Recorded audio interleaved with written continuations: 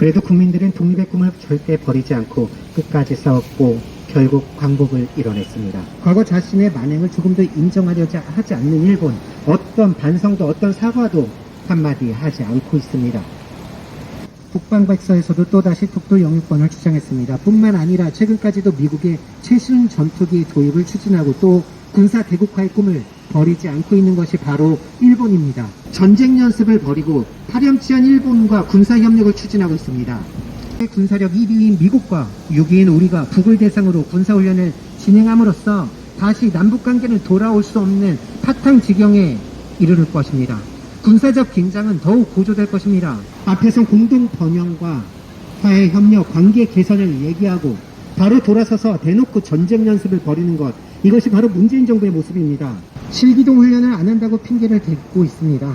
하지만 군사훈련은요, 북을 대상으로 한 전쟁 연습은요, 진행하는 것만으로도 큰 위협입니다.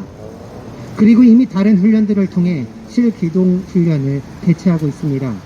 상반기 진행했던 공중훈련 레드플래그, 퍼시픽 벵가드, 텔리스만 세이버, 미국과 합동 군사훈련을 계속해서 진행해왔습니다. 남북관계의 여러 상황들이 적대행위의 중단을 필요로 했기 때문에 미국의 훈련 중단을 얘기했으면 됩니다. 백번양보의 남북관계를 근거로 들기 도저히 어렵다면 코로나 상황을 이유로 훈련의 중단을 얘기하면 됩니다. 현재 한미연합 군사훈련은 주한미군 부대인 오산 미군기지에서 진행되고 있습니다. 그런데 어제 오산 미군기지에서 주한미군 관련자 6명이 코로나 확진을 받았습니다. 델타 바이러스로 코로나 확산이 매우 빠르게 진행되고 있는 상황에서 주한미군과 함께하는 한미연합 군사훈련은 코로나 확산의 우려를 매우 증폭시키고 있습니다. 결국 한미연합 훈련을 중단해야 할 필요가 너무나 충분했음에도 문재인 정부는 결국 본인의 의지로 한미연합 군사훈련을 강행한 것입니다. 즉 미국과 협의를 통해 결정된 한미연합 군사훈련이라면 문재인 정부의 훈련 강행에 대한 의지가 명백히 반영됐다는 것입니다.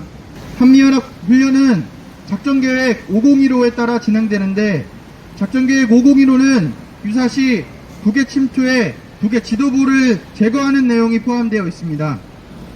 기본적으로 북에 대한 선제 타격을 핵심 개념으로 하는 작전계획 501호는 결코 방어적이지 않습니다.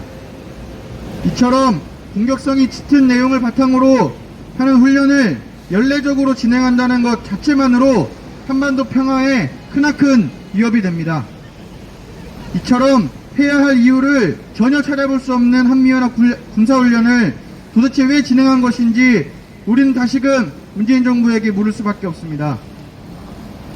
문재인 정부는 임기 초 촛불 정권을 자칭하며 촛불 민중들이 이뤄놓은 민주주의의 소중한 가치를 이어받을 것처럼 말했습니다.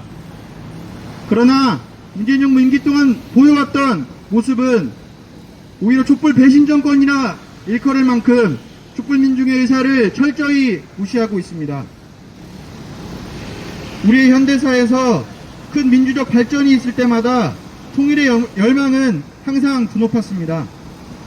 분단이 해소되고 통일이 되어야만 분단의 이름으로 강제되었던 생각의 모양과 핍박받았던 민주적 요구들이 건강히 반영될 수 있기 때문입니다. 그래서 민주주의 완성은 통일이 전제되어야만 하는 것입니다.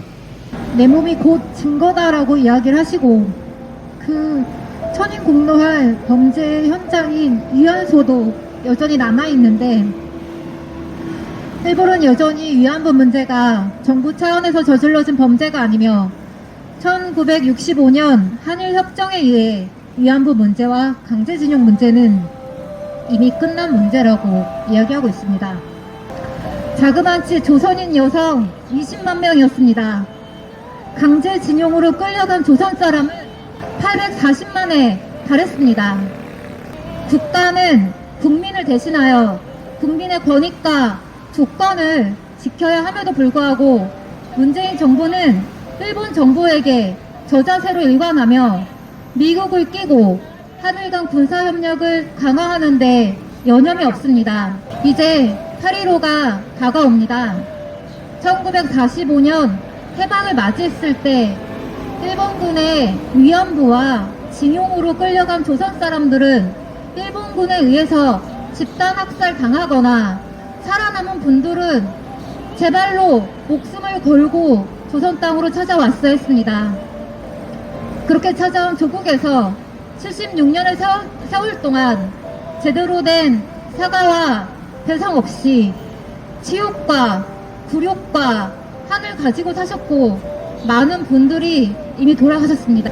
지난 6월 한국의 사법부가 일본의 강제징용에 대한 책임을 묻는 재판에서 한일 관계를 염려하며 일본 정부에게 강제징용에 대한 배상을 요구할 수 없다라고 이야기를 했습니다. 어느 나라 사법부이고 어느 나라 대통령인지 분간 못하는 이 나라 정부한테도 대단히 분노가 치솟습니다.